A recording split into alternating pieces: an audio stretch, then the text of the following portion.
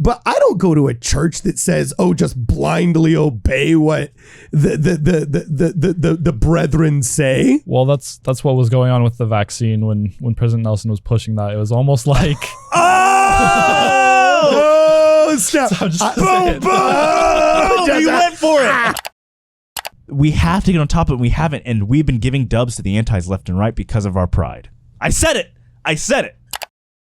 So I had a friend and I told him that I was struggling with some of my beliefs in the church. I kind of felt like I had a hard time with connecting what I thought to be true.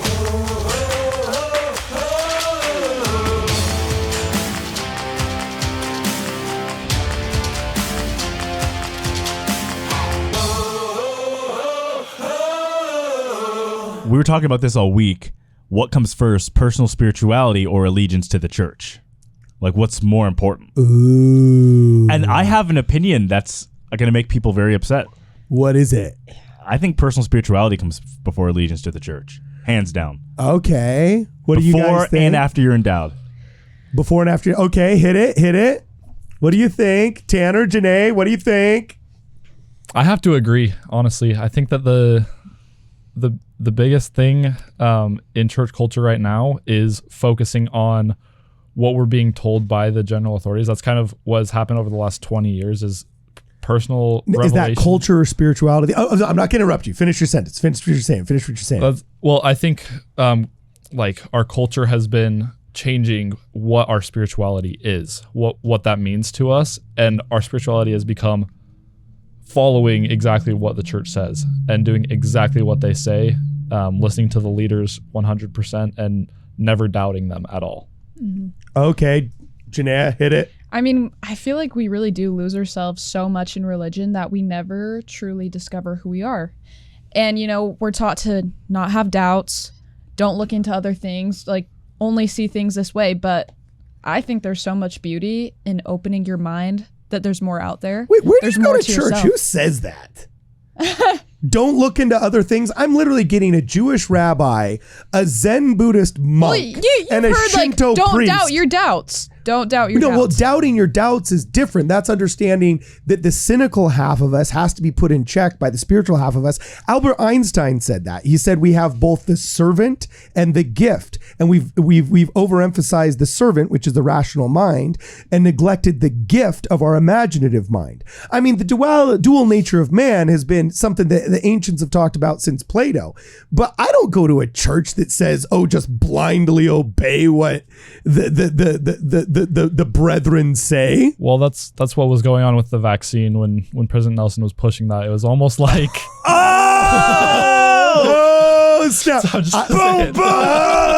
We went for it. Well, I would say there is a contingent of boomers. I mean, there's a contingent of people who were raised during a time where loyalty was emphasized over authenticity, that do indeed say stupid things like, how can we be more in tune with the brethren? Instead of saying, how can we be more in tune with, I don't know, the Spirit of God? So I think there was a cultural element there. But doctrinally, I would actually say, and I'm not trying to be political here, but I think you're both wrong, but in a very interesting way. Do you want to know why? Let's hear it. I don't think you can have personal spirituality without communal confirmation and reinforcement. And I don't think you can have communal reinforcement and spirituality without multiple people that have personal spirituality. And it's kind of a chicken and the egg argument that that's a different question though. No, but look, what did Doctrine and Covenants 182 teach us? It does teach. Mormonism is very interesting in the fact that we do believe that family units are kind of saved together. You know what I'm saying? Like there is personal responsibility, and we will be judged for our own sins, not for Adam's transgression, that the son shall not carry the burden of the father. Like, we do believe in individualized salvation, but we are also wholly unique in the sense that our scripture does stress the need for communal salvation as well. Yes. Okay. But let's not to dive in that too soon. Okay. Because we still as a church really don't even uncover what that actually means. Like The weak ones don't. no, I mean like we don't know. No one. We talk about eternal families, but no one gets into what it means to have an eternal family. That has never been exhaustively discussed. So it's kind of become subjective and up to different opinions. But when I say allegiance to the church, here's what I mean. We talked about this last night. Like, so when you do apologetics, even when you're defending the church on a mission to some guy who's read, Yeah. At what point do you just say, I don't have to defend XYZ. XYZ was wrong.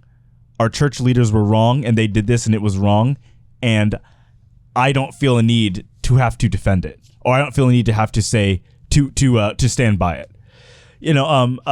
How many people have left the church because they weren't really given that freedom? For example, we were diving into some crazy Brigham Young quotes, right?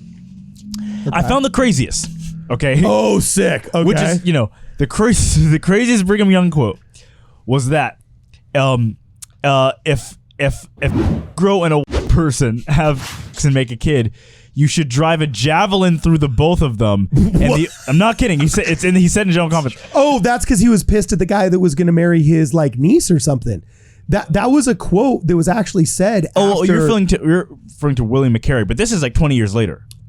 Interesting. Okay. Yeah, this is way later. Yeah. So if I've read this one. Yeah, if they intermix, you have to drive a javelin to the both of them, and their blood spilled upon the ground. Like I'm paraphrasing. That's the only way to atone for that sin. There's no standing by it. There's no defending. Well, you think about maybe a javelin. He meant the plan B. Like no, there's no. That was angry Brigham Young surrounding the fireside before they went and led the raiding party or something. Yeah, so not nice Brigham Young at the conference, right? Filled with the Spirit of God. So when people, he said it at conference though. What? He said it at general conference. That's what's crazy. He said it at general conference. Yeah. That's why it's in the Journal of Discourses, okay? I'm looking this one up. I'm not kidding. It's there. Could you imagine anyone saying stuff like that today? Like, well, not today. YouTube would cut the live stream immediately. Like, cut. Holy shit. What? So, yeah, but that's assuming that modernity is somehow an improvement upon the old days. In many ways, I don't think it is. Yeah, but in many ways it is. We have toilets. Yeah. So, and we enjoy them. So, at one point, can you just say, look, Brigham Young was fantastically wrong about that. And my personal spirituality comes first. There's no way I can justify it or pretend it wasn't. That was wrong. That was not of God. I don't have to accept it. But we haven't in the church really given people the freedom to say that. But I think there's spiritual freedom and being able to say this person was objectively wrong, and they did and said these things that were immoral. I don't stand by it. But we've been having that nuanced view for decades, man. Not publicly. Not publicly. Well, I think there's a difference between suburban people who are averse to doing anything that threatens their comfort and their wealth, engaging in controversial topics. I think here's one example. Ability of suburbanites to ignore controversies is paramount. Well, yeah. I mean, but okay. I've read tons of fair articles where people have said this was wrong, and also. We have that funny phrase where it says, in the Church of Jesus Christ of Latter-day Saints is the only religion where the prophets say they are fallible and the members don't believe it. And Catholics are the only religion where their leader says he's infallible and none of the members believe it. You know what I'm saying? No, I totally get that. Okay. However, in a lot of discussions, even in church or with church members, like you said, we don't believe that the prophet's infallible. So when we're confronted with real problems, people don't know what to do.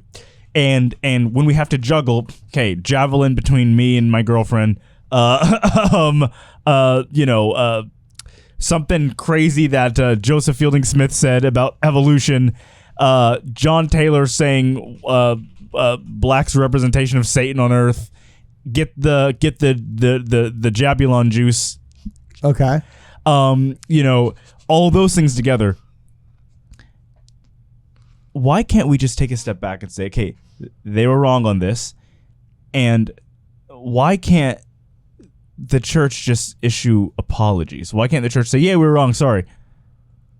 I legitimately think if those two things were mass accepted, the pews would be filled again. Filled. I don't think it's, you have to change your sealing ceremony for this. I don't think those two things, because when Dallin H. Hooks, this is one of the worst dubs we gave antis. when Okay. Dallin H. Oaks said, "The church does not seek or give apologies," was one of the worst. He said it on camera. Okay.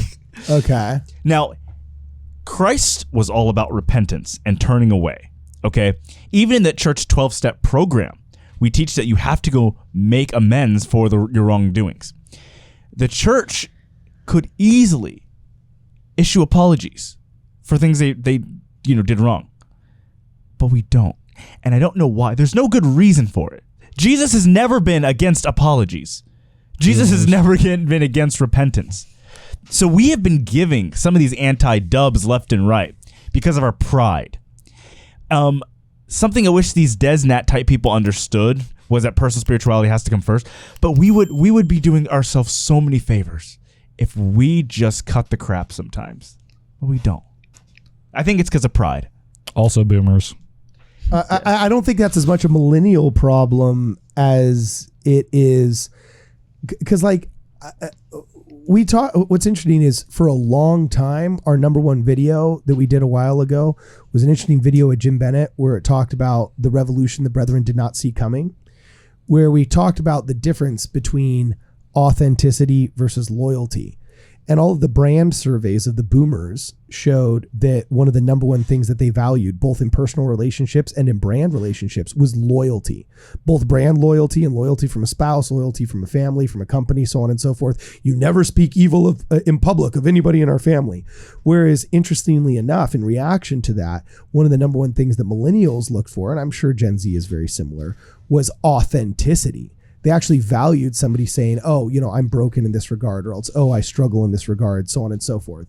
And so sometimes boomers, because they're still in control, we still kind of have a leadership dynamic in which, you say things like, the church neither asks for nor expects apologies and things like that. I get that. And to me, that's a little bit off. I don't think the church running around responding to every straw man argument the ex-Mormons make about that is the way through it either. I think it'll be interesting to see formal apologies, like, for example, from the U.S. Congress for slavery. You know what I'm saying? They did one in 2014 that was like a small byline. But, I think we should give that Senate seat to the American Indians that we promised. The 40 acres and a mule wouldn't be bad to have a UBI program for anybody that's a BIPOC descendant of slaves. You know what I'm saying? There's some minor reparations that I think we can effectively do with the military budget we have. The German Psychiatric Association last year finally apologized for aiding the German government during, I'm not sure what words I can use on YouTube, during their kerfuffle. Yeah. And basically giving them the science to subjugate their enemies. It took them that long to apologize. They covered it up. They lied about it. And by that time, it was almost just so obvious and widespread and known that we probably just assumed that there was already an apology out there. Yeah. You know They're saying? like, yeah, we did this. It was wrong. We did this wrong. I just don't know. What would you like to see? What's your prescription, man?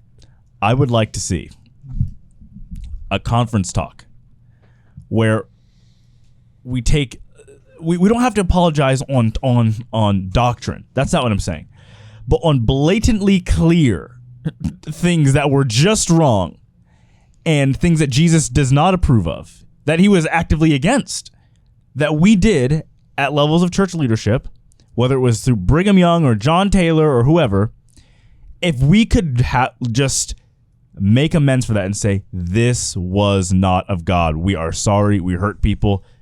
Because what's going to happen is we're going to have more people trust us for complicated doctrine if we can actually be honest about the things we messed up on. Brigham Young. Okay, so for example, here is Orson Pratt was like, look, guys, I hate those damn Southerners. They chased me with pitchforks. They tried to kill me. They kept burning down our churches. I hate them. Okay, and Brigham Young's like, I really hate them too. And he said, great. We get to Utah. He's like, I think we should be a slave territory. And Orson Pratt says, no, we shouldn't. And Brigham Young says, I think we should. So they keep fighting it. Utah becomes one of these weird zones where it's not necessarily legal or wanted, but it's not illegal. You can have it. And that's why Abraham O'Smoot, who is either a 70 or an apostle, was a slave owner in Utah. Okay? Not kidding. The church even technically had like 2 slaves at one point. Like, just there's a lot of interesting stuff. Okay. How much of this is real though, and is also this is on the church's official website, talked about by the church and official church historians. This is all. Sometimes I don't know if we're adopting the narratives of our accusers, because like I looked up your quote that Brigham Young said, and apparently it wasn't racial in nature. It was about adulterous women. And I read a Mormon article. I'm putting it up right now, and it's basically just it's basically a who's who of bad quotes from Brigham Young. But these are all the quotes from Brigham Young and what their context is, right? And I don't see the one with the javelin. However, in the Wikipedia article of blood atonement, there definitely is the javelin mentioned about adulterous couples. You know what I'm saying? So no, I think you're okay. Brigham Young talked about putting a javelin through people a couple different times. There's no doubt. There was javelin talk. There's a specific one about race mixing. Okay, I'll have to look. You're looking at the adultery one. There's a specific. He has a couple different quotes about how, like, different ways to kill people for certain sins. He was always creative. A+ in creativity. You got a javelin here, you got a decapitation here. And he was the governor of the last state to get rid of firing squads in the 40s. You know what I'm saying? Also the first state to give women the right to vote. So he's kind of all over the place. Yeah. But anyway, point is though, you lose some. When you look at, we'll block out the name, right? Okay. I've had deep conversations about the church with her, and she is like, she believes in the gospel and in the teachings of the Book of Mormon.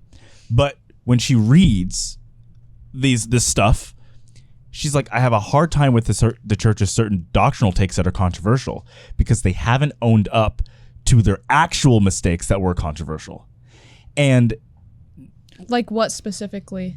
Like, was there specific scripture? So it's hard because I find 90% of these accusations are just false.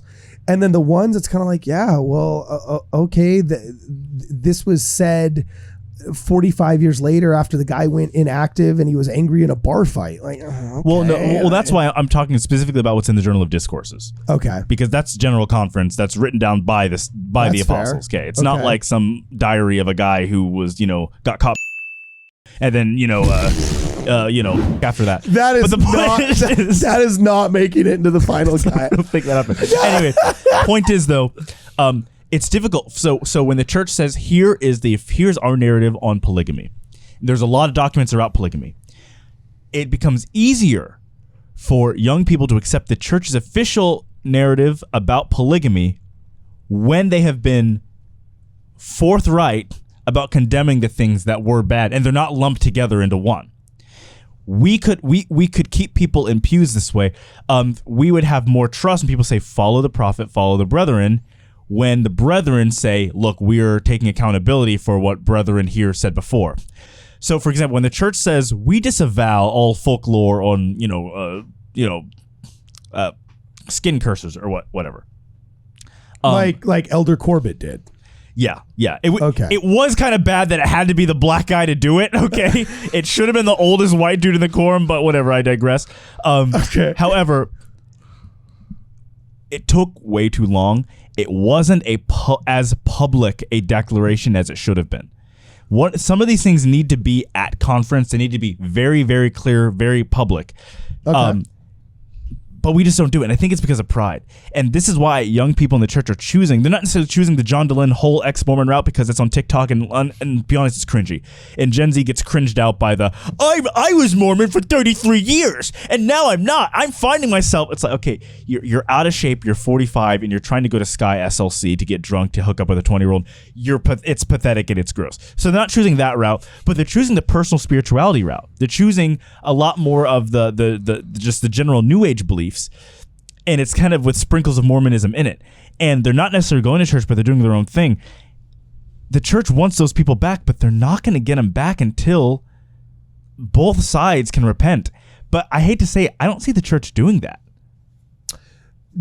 And when you say the church, do you mean, just get specific, do you mean church leadership? Leadership, the brethren, the quorum of the 15 to collectively, I'm not saying they need to make a proclamation, but they can dedicate a portion to one general conference where they say, we know many of you are concerned about this, and this. Because of the internet, we know we have access to this. We know we can all read the Journal of Discourses. This was wrong. Okay, so now and it led to multiple problems after that were not fixed until Spencer W. Kimball.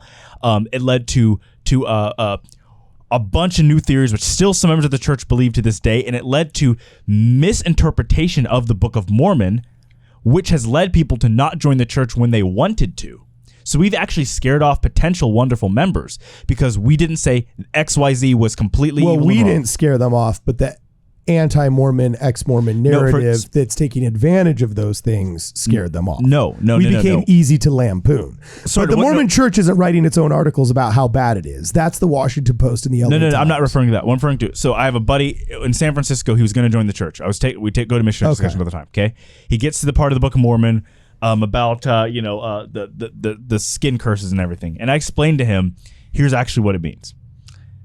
However, when he Googled LDS skin curse, the first thing that appeared was that one website where all that guy did was just upload the Journal of Discourses and that's it. It wasn't a narrative. It was just straight up just like the centerplace.org or whatever, where it just had the Journal of Discourses. And because of Google will highlight the keywords on certain web pages, just gave him the Journal of Discourses, and he read a Brigham Young rant and he was like, bro, quick, you like, that is what it says because you guys' prophets were saying it. The book says this. And now we got to do our gymnastics shit. Actually, he was wrong. Well, he actually was wrong because he also believed in Adam who's God. And actually, he did it. Well, it's a whole. And then suddenly we have a souffle of insanity being foisted upon a guy who just wanted to get closer to Christ. And why listen to him when he can go to Hillsong right down the road, right? So we have to get on top of it. We haven't. And we've been giving dubs to the antis left and right because of our pride. I said it.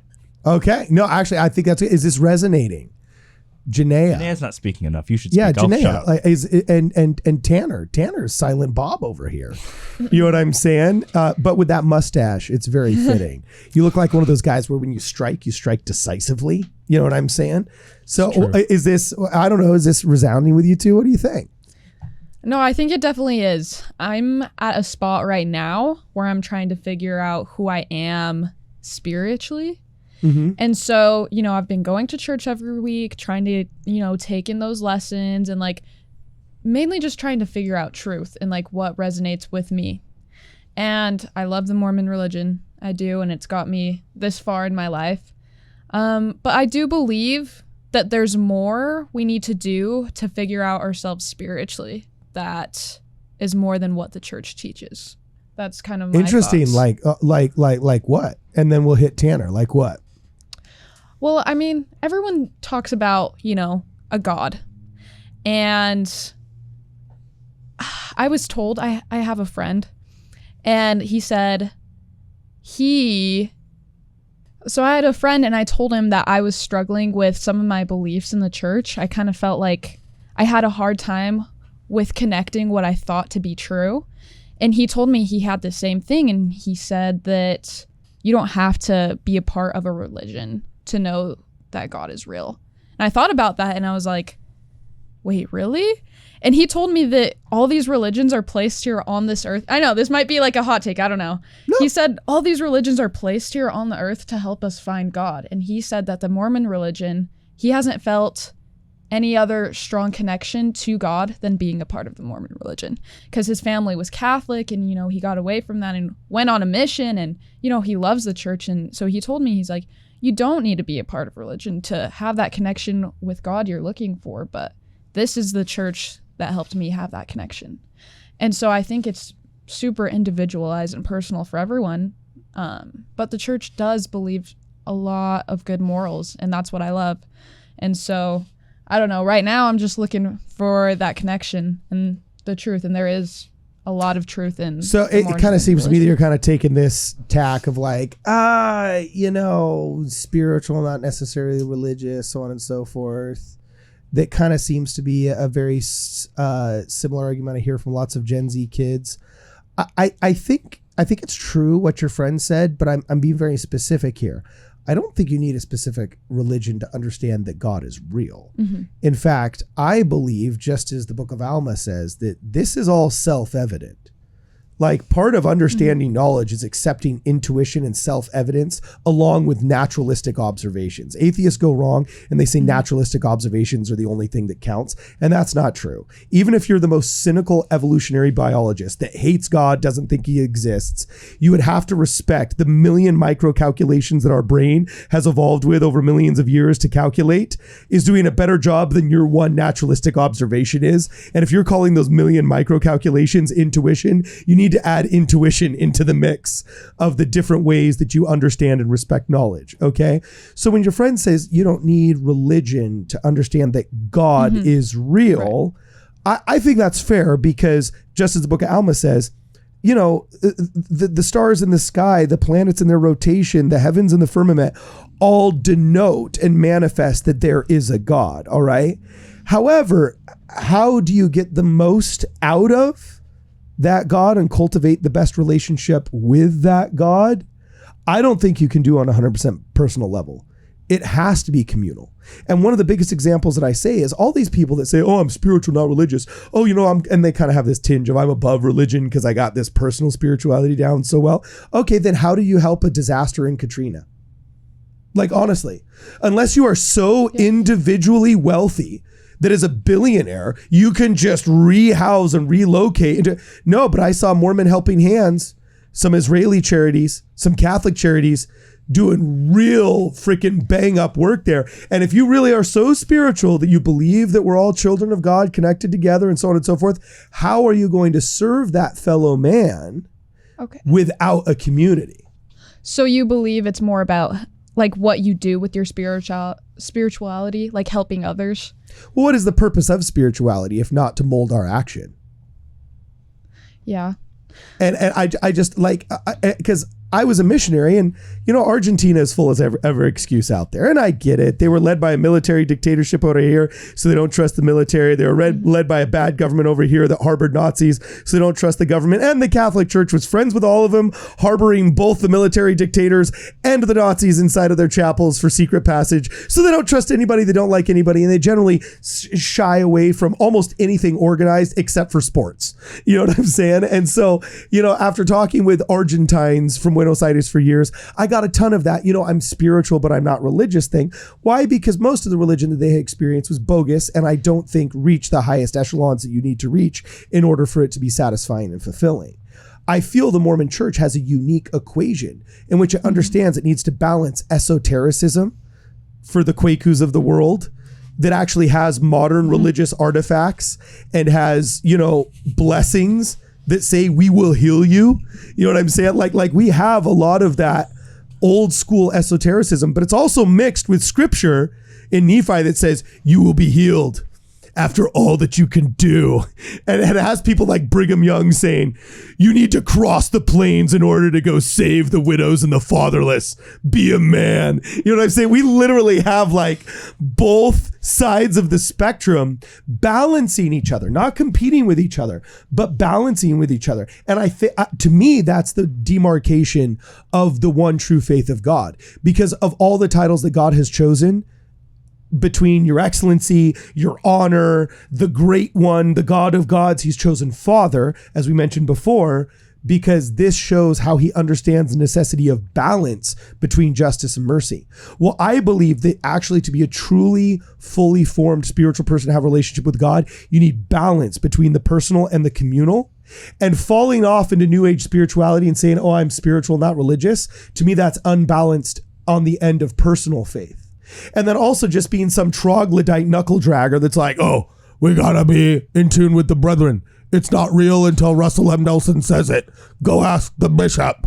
You know what I'm saying? Those people are just, you know, like I said, the knuckle dragging, suburban niceness is kindness. We won't do it until the brethren say so. Communal religion people. But the truth is, I believe in the middle.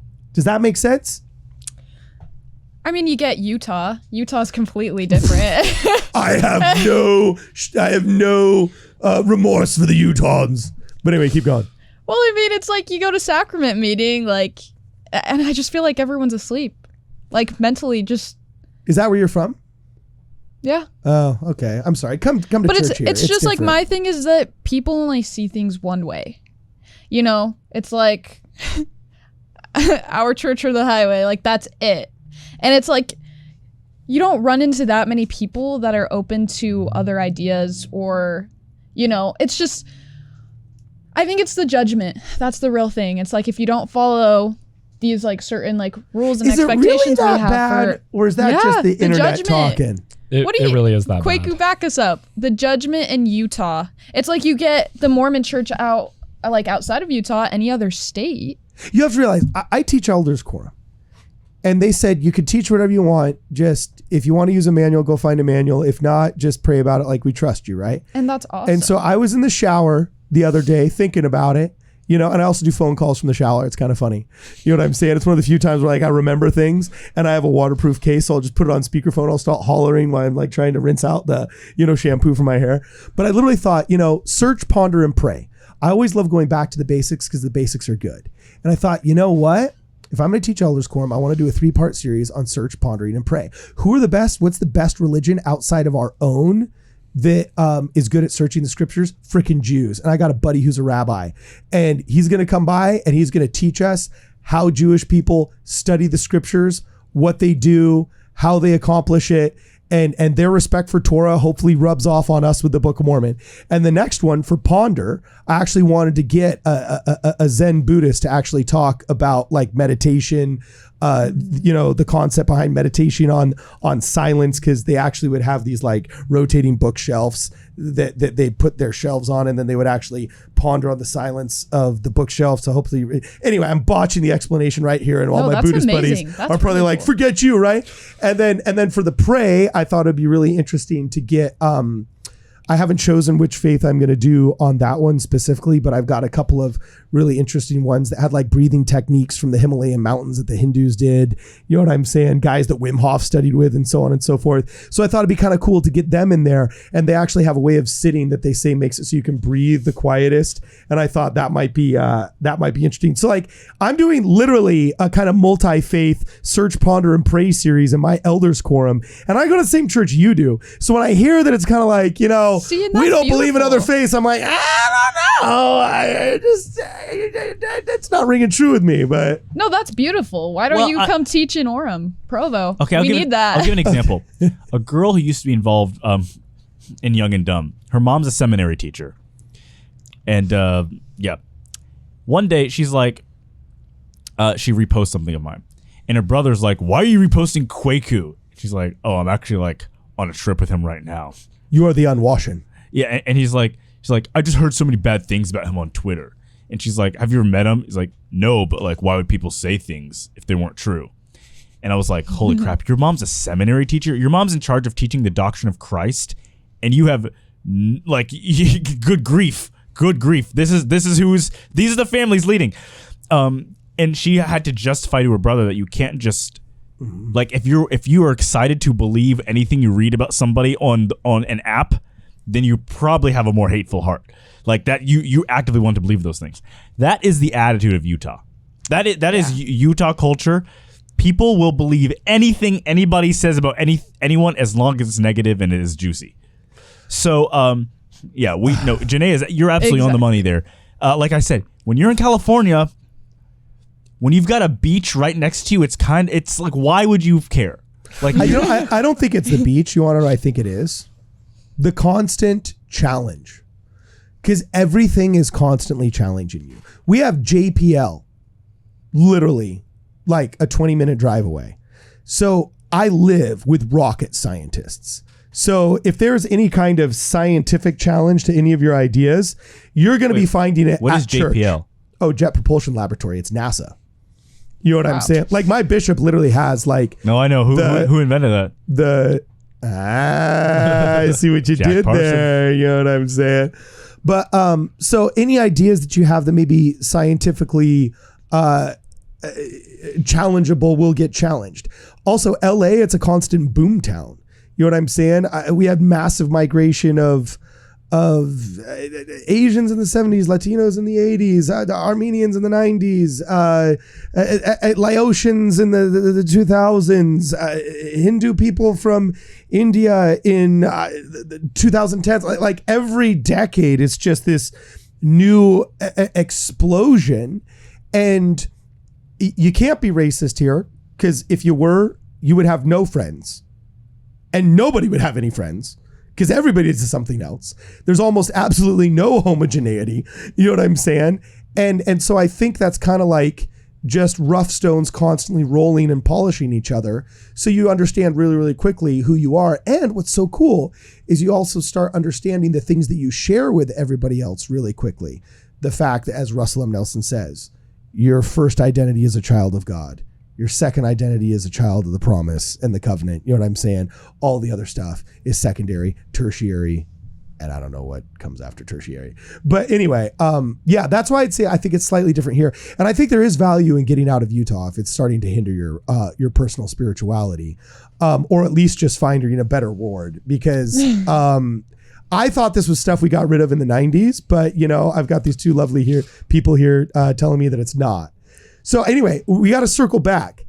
Have we resolved the question, what is more important, personal spirituality or allegiance to the church?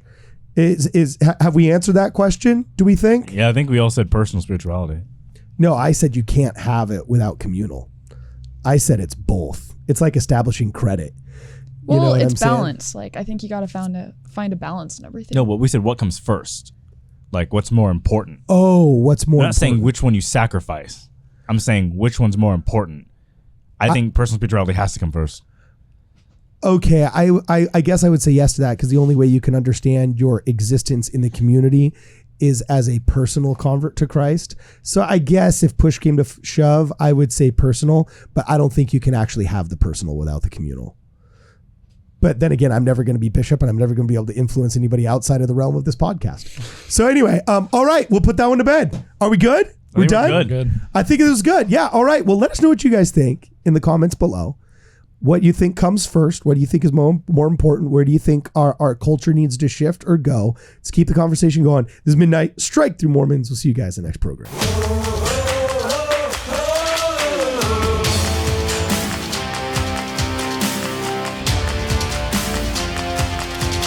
Hey guys, this is Cardin Ellis. I'm the creator of Midnight Mormons. Thank you so much for watching this video. We know in an attention economy, you could be spending your time elsewhere, but you chose to spend it here with us. For that, we are grateful. Before you go to the next video, please make sure that you hit the like button. It tells the algorithms that you like our content, and it will hopefully recommend more content in the future. Also, if you can, subscribe to our channel. It's a great way to be alerted of more content we make. And if you press that bell icon next to the subscribe button, you'll be alerted on every video we make. We put a lot of hard work into these, and we want you to see all of our videos, so please subscribe. Also, if you would like to contribute, if you're feeling generous, please consider a contribution to the channel through Venmo. We also have contributions that you can give us through PayPal. There will be links in the description of this video to both of those platforms. If you're a giving person that prefers working through Amazon, we also have an Amazon wish list. Much of the equipment that you see in our studio was purchased through Amazon, and we're grateful if you could contribute that way. Also, somewhere around like here, I'd say, and somewhere around like right here is going to be a recommendation for more of our content that you might like. So please click on another video and we'll see you there. Either way, we're glad to have you here. Thanks for hanging out with us. This is Midnight Strike Through Mormons. We will see you in the next video.